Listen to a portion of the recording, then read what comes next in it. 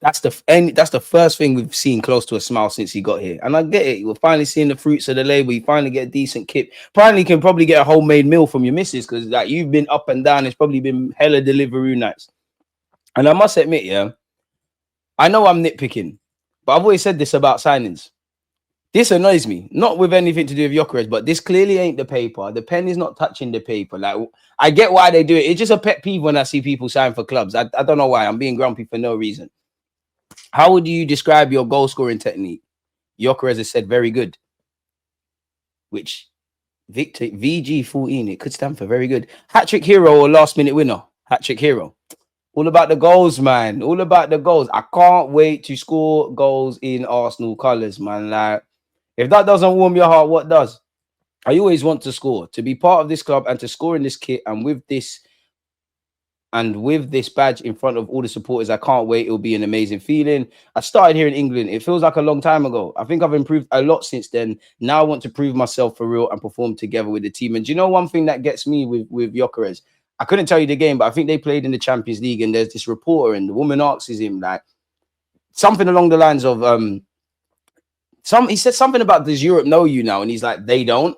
Like, it was like, whoa, like, do you know who I am now? I like this sort of stuff. It's a big honor to play for your country and then to score goals for them is amazing. When I played at Sporting, I scored a few goals in the Champions League and many more to come, my boy. So I feel that I can be on that level as well. Now, to come to a club on Arsenal's level, I think it's going to help me perform even better with all the amazing players in this team. I'm really excited to get going.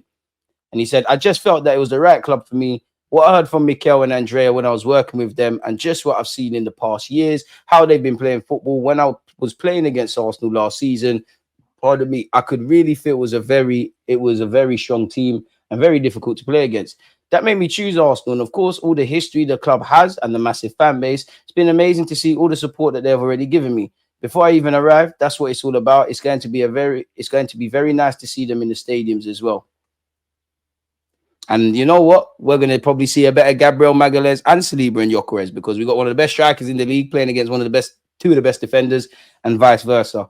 You were very solid defensively. It was hard to create chances. You were very good on set pieces as well. Very effective, in front of goal. You scored 5 goals. I think that the team was very good, both going forward and defensively as well. It was a tough game. It's going to be fun. I think there's going to be some good training sessions, hopefully, and it's a great way to improve. And that's what I want to see, man. Like, I want my Arsenal back. Like, the Thierry Henrys, the Bergkamps, all them guys, they spoke on the battles in training and you know, if you sweat in training, then the battle's got to be easy, no? Or the war's got to be easy.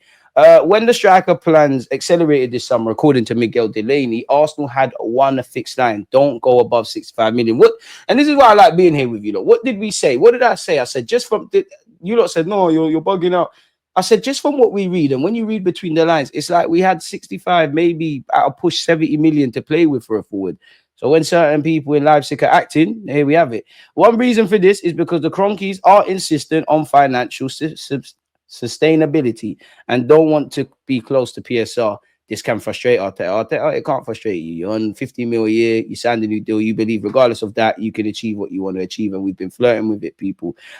Inside, Viktor Gyokeres transfer to Arsenal. Tough negotiating. Berta's role and why Sesko interest cooled.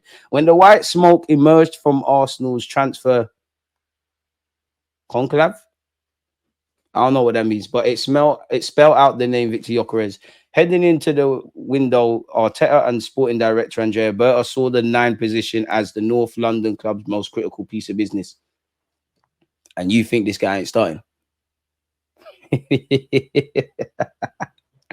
Don't know. Anyways, after months of speculation over Gyökeres, Benjamin Sesko and Ollie Watkins and others, Arsenal's wait for a new striker is over and their team's key requirement has been addressed. The 27-year-old has joined from Sporting for a fixed fee of, let's just look at the pounds, 55 million quid, with a further 10 million euros possible in add-on signing a 5-year deal. Arsenal are confident they have landed a player ready and utterly determined to make an immediate impact. He's a striker for the here and now, someone who Arsenal believe can be a difference maker this season. What could this be? Our Van Persie to over them lot story. To tell the inside story of this deal, The Athletic has spoken to sources from clubs involved and linked to players who speak anonymously to protect relationship. Now, I don't doubt this year, but this could be waffle. Been a beautiful weekend.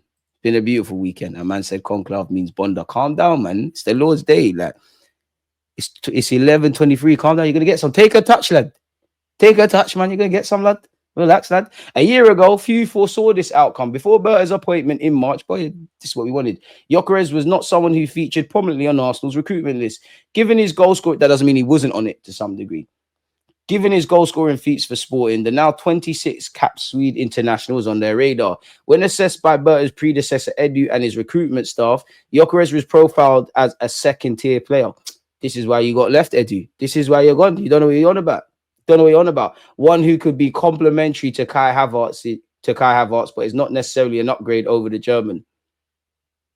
So Edu's one of them Twitter use. Okay. His physical attributes and finishing prowess were not in doubt, but he did not look an obvious fit for Arsenal's game model under Arteta. And I understand that you need players that fit the DNA, but so in life, sometimes doing the same things breeds the same results. Sometimes doing something different or getting players that go against the script could make us unpredictable.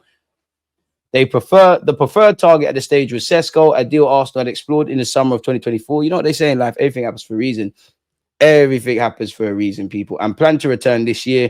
In March, Edu's interim successor, Jason Ito, was planning a visit to Germany to try and make advantages in that direction.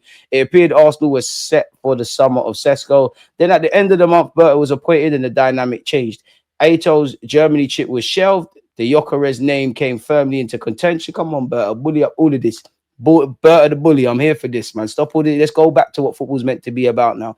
Berta was a long-standing admirer of the player and felt he could be the forward Arsenal need to help them end their current 5-year wait for the silver. Trust me, are you not going to listen to Edu? He might have won as a player, but has he done it as a director?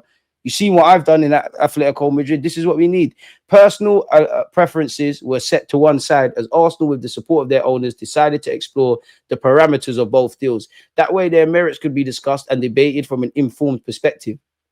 Over the previous 18 months, Sesko's camp had built a strong relationship with Edu and Ito as the groundwork was laid for a potential deal to take their man to the Emirates. When Berta arrived, it was a different relationship. Although Sesko's camp still believed the 22-year-old Slovenian was Arsenal's first choice, his reps did harbour some concerns that the turnover in personnel might jeopardise the transfer, people. Smash the likes, people. If a 50-year-old goal-scoring machine doesn't fit your system, change your system. Trust. Yeah, trust. Tailor it to the player as well. Sesko's handlers were wary of committing early too. They did not want to close down their options and took an aggressive negotiating position in talks with Arsenal, which did not go down well in North London. See, he's acting. Gyokeres' agent was singing from our hymn sheet. Real, recognize real. Yeah, you want to sign for us? Gyokeres said, I want to join us. I'm not going to act up. This guy's moving bougie. And this is from someone who likes Sesko. He's moving bougie. What do you mean you're coming here with commitments and you got 13 goals in Bundesliga? Get out of here with that, man. Nevertheless, the constructive contact with Sesko's agent, Elvis Bazanovic, continued. Bazanovic was a guest of the club at Arsenal's final home game of the season against Newcastle. And the previous season he was about as well. Arsenal and Berta did explore the purchase of Sesko. Lengthy talks were held with the players' camp, and Leipzig were aware of their interest. The German club's preference was for a deal to be struck sooner rather than later. So this is a bit weird. Now you can see where Arsenal get frustration. Obviously, Arsenal wanted this sorted sooner rather than later, but we've just read Sesko's handlers, so his agents were wary about committing to any club too early. And then you've got Leipzig, which is the complete opposite. So you could see Arsenal just getting frustrated, like, you're not taking a piss. We've been trying to build this for at least 18 months, maybe even 2 years. I don't know, people. So it's getting long now. It's getting long. The Germans, they wanted it sooner rather than later after just finishing 7th in the Bundesliga. His age profile and potential appealed to Arsenal. They had undertaken significant background work on him, having tracked his progress for several years. Everyone's seen him in the youth league. The idea of recruiting a young player with upside and the prospect of increasing in value while at Arsenal was attractive to the club's owners. See, we don't want to spend because of the owners, quote unquote. We want to be close to the PSR because of the owners, quote unquote. Him being young with upside because of the owners. See? Limited progress was made. In terms of the fee, Leipzig demanded Sesko's salary expectations and associated commission. The cost was too high for what Arsenal considered a development project. Development project, which I like Sesko, but it's over the line now. Sesko's potential is clear, but Arsenal are in a phase that requires immediate impact. So that tells me, yeah, we like Sesko, but the money isn't money. And sources at the Germany end of the mooted deal suggest that if the numbers were too steep for Arsenal's liking, they were simply part of a standard negotiating process that they're and that there was flexibility and room for further conversation. Arsenal struggled to make significant headway in talks. Their chemistry with Bazanovic did not mesh easily. Later, as the balance shifted towards Gyokeres, concessions were made by Sesko's camp, but by then it was arguably too late. See? You tried to act up. You tried to act up. You thought, oh my God, they'll never find it. They'll never find a lady better than me. Safe. See? Egg on face. Get out of here, man. Gyokeres, meanwhile, was beginning to hold significant appeal for the Arsenal hierarchy. So Berta's starting to work his magic. Having turned 27 in June, he was experienced and a proven goal scorer. He already had played in the English League, having signed for Brighton and Hove Albion in 2018 as a 19-year-old, and subsequently had been loaned out to Swansea and Coventry, whom he later joined permanently. At the time when Arsenal was searching for the missing piece to turn them from contenders into winners, he looked like a player primed for immediate impact. Another factor was that Gyokeres believed he has an agreement with Sporting which would allow him to leave the club for, we all know with that, it didn't happen. Apparently Arteta still needed to be convinced. Throughout the process of Arsenal's hunt for a striker, and to be honest, this isn't anything. Remember, Jurgen Klopp wanted Julian Brandt, Michael Edwards said let's sign Salah. At the time, I'm sure Klopp needed to be convinced. Pretty sure he's happy he is, and Liverpool fans the same people.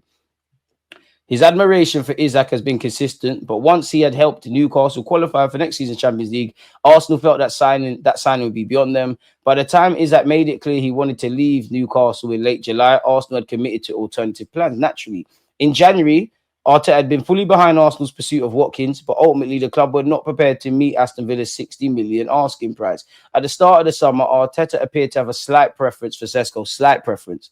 That might mean I like cheesy beef patty a bit more than I like a chicken patty, but I'll fuck with both of them. I don't know, people. You're going to draw whatever conclusion you want from that. No, Sesko's going to bang wherever he is, but you're not playing for Arsenal no more. Like, I don't care anymore. Like, I don't care anymore. If you flop, you flop. If you succeed, you succeed. I think you're a good player with great potential. Newcastle know the strikers. You'll be good there.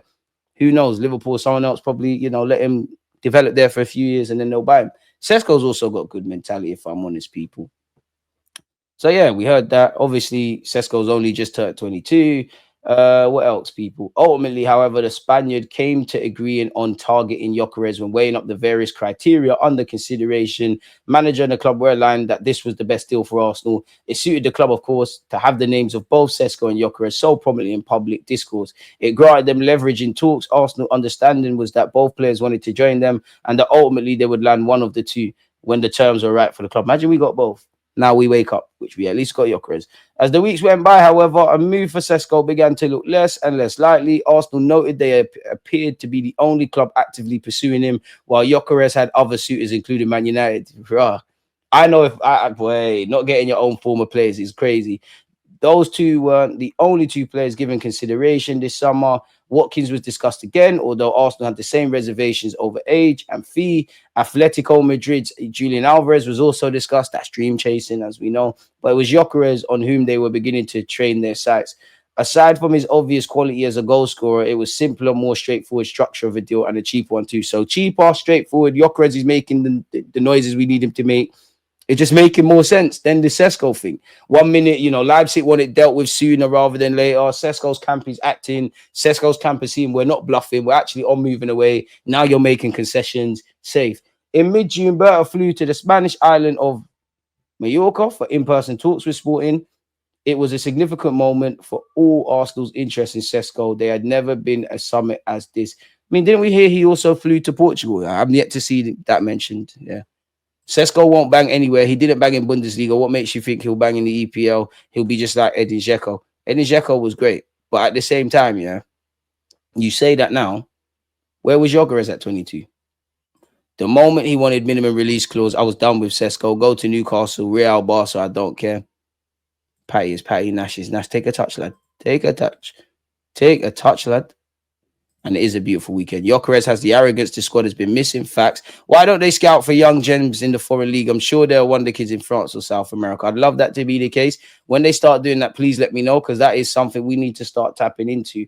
The difficulty was that Sporting seemingly had no intention of honouring their alleged agreement with Gyokeres. They wanted a fixed fee of 70 million euros with a further 10 million euros in potential add-ons.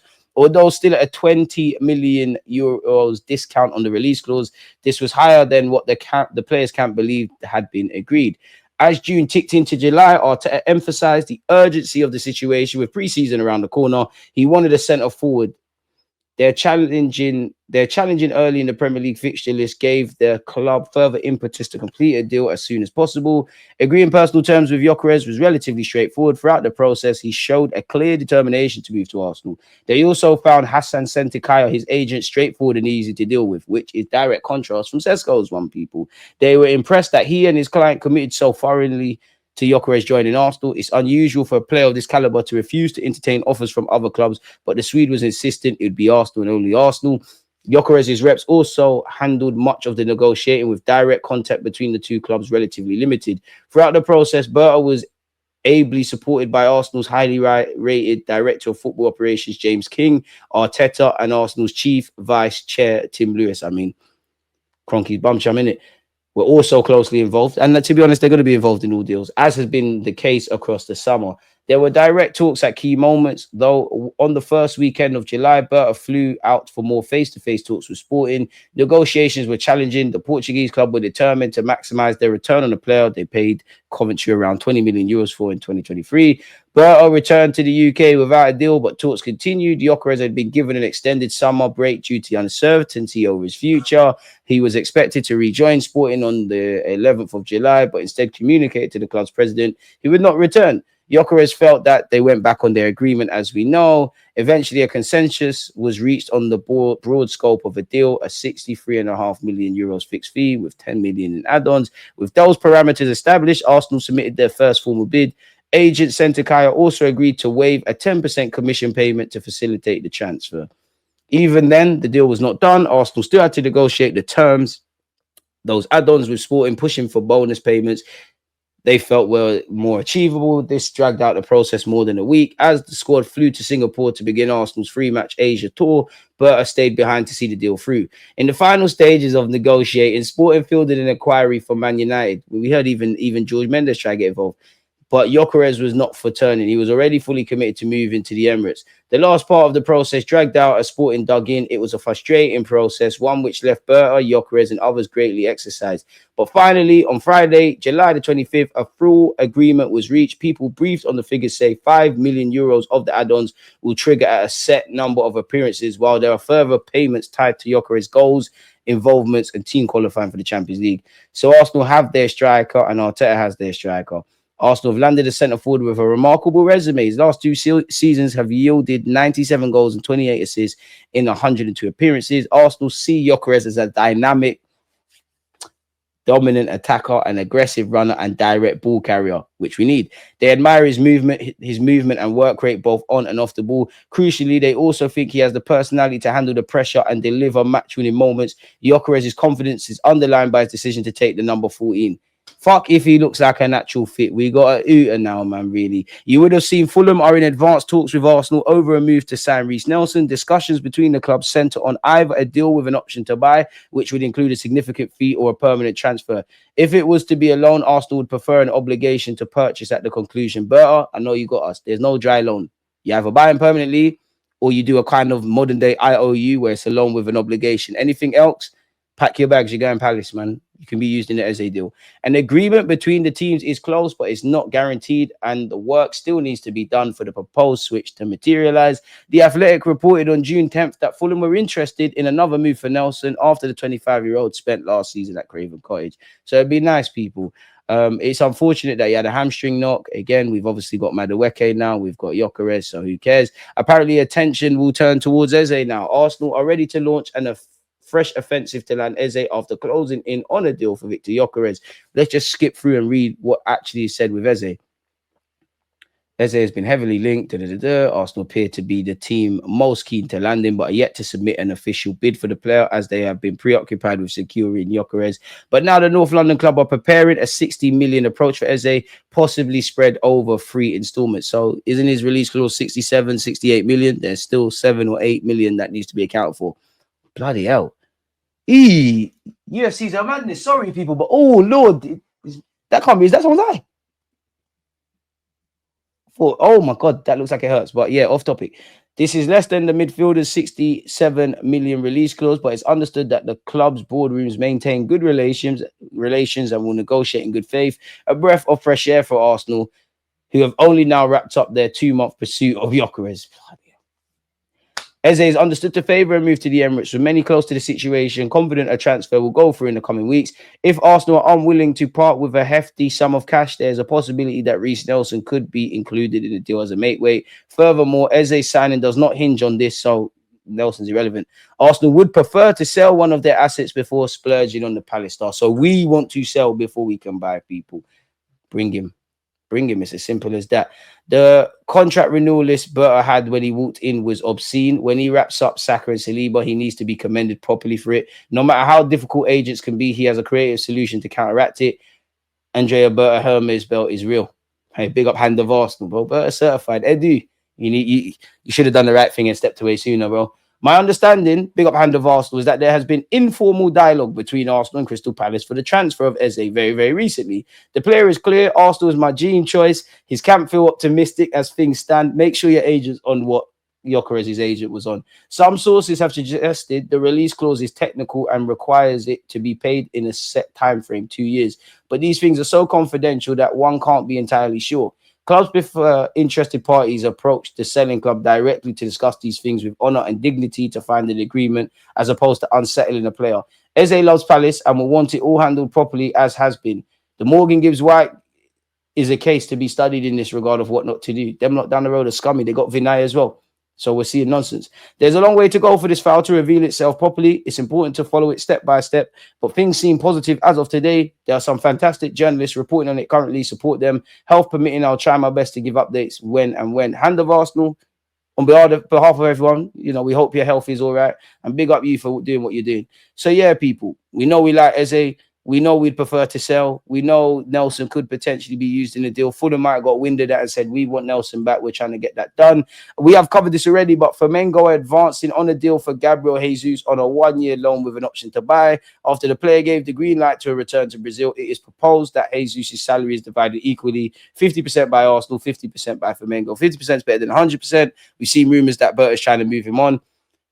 Berta needs a couple, but we need to buy Berta Ace of Spades, Hennessy, Cognac, whatever he likes from Italy. Because, brother, you're not. We knew this, but you're not. There's no way you can be sleeping. Berta can't be one person, and also Berta's team, because you can't be naive. It's not just him running around everywhere. So yeah, Berta is exploring the sale of Gabriel Jesus this summer after clubs in Europe and Brazil inquired about his availability. Arsenal are no longer in the race for Rodrigo, with Real Madrid set to demand at least 85 million in the summer.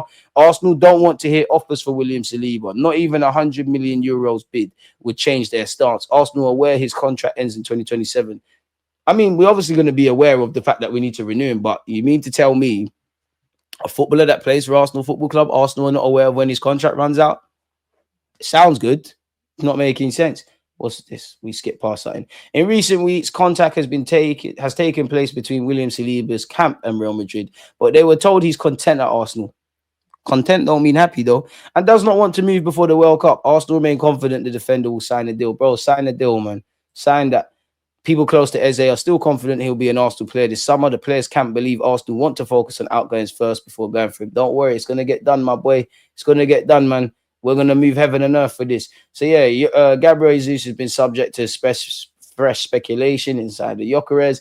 According to UOL, it is highly probable that he returns to Palmeiras this summer, which would be romantic. So he's been linked with Flamengo. Hard to beat now Palmeiras in a World Cup year. Go do your thing. Fair enough, man. 28 years of age is harsh, man, but it is what it is, people. Arsenal stars Leandro Trossard and Zinchenko are set to remain at the Emirates for the 2025-26 season following positive talks with Mikel Arteta. Despite interest and speculation around their future, sources close to the club have told us that Mikel Arteta wants both Trossard and Zinchenko to stay at the club this summer, with all parties aligned on continuing their journey in North London for at least one more year. Both their deals are set to run out. Trossard has been engaged in contract discussions with Arsenal since the turn of the year. The Belgian forward was initially offered an extension on his current terms, but without a pay increase, something that caused a temporary stall in negotiation. Talks have since resumed, and according to Football Transfers, a compromise is close to being finalised. The former Brighton man is said to be settled in London and motivated ahead of the new campaign, where he's expected to play a key role in Mikel Arteta's push for silverware across all comps. As for Zinchenko, the Ukrainian had asked the club for permission to explore potential moves away from the Emirates early this summer. That led Arsenal to begin scouring the market for left-back reinforcements, including making contact with Ajax over highly rated teenager Jarrell Hatto, who now looks set to sign for Chelsea. Ultimately, a series of conversations with Arteta, who has a long-standing relationship with Zinchenko from the days at City, proved decisive.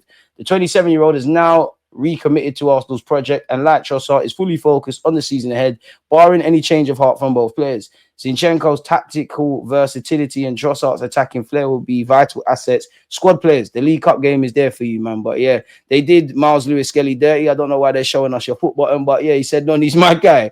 Noni is my guy. We get on so well. We are so similar. I'm really happy he's joined us, because even when I joined up with the national team, he made me feel so welcome. And so vice versa, when he came here, I made him feel welcome as well. He's so direct, can play on the left or right wing. His qualities are going to help us out so much. I'm so excited to have him, because he's going to bring a lot to the team.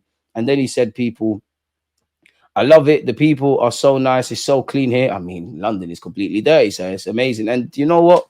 From a lifestyle point of view, you know, being a footballer, you get to see the world. Like, when is some black youth from London that's not a footballer going to be in Singapore? Like, football, and anyone, like middle class, whatever, you know what I'm getting at.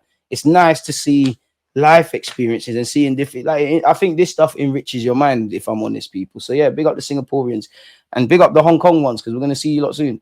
Has been great. It's so happy to, everyone's so happy to see each other. We're so grateful for their support, and we know nothing is possible without the support like this. So yeah, man.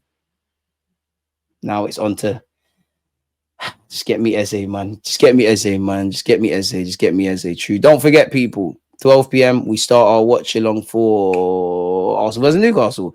Jesus will do well with a less physical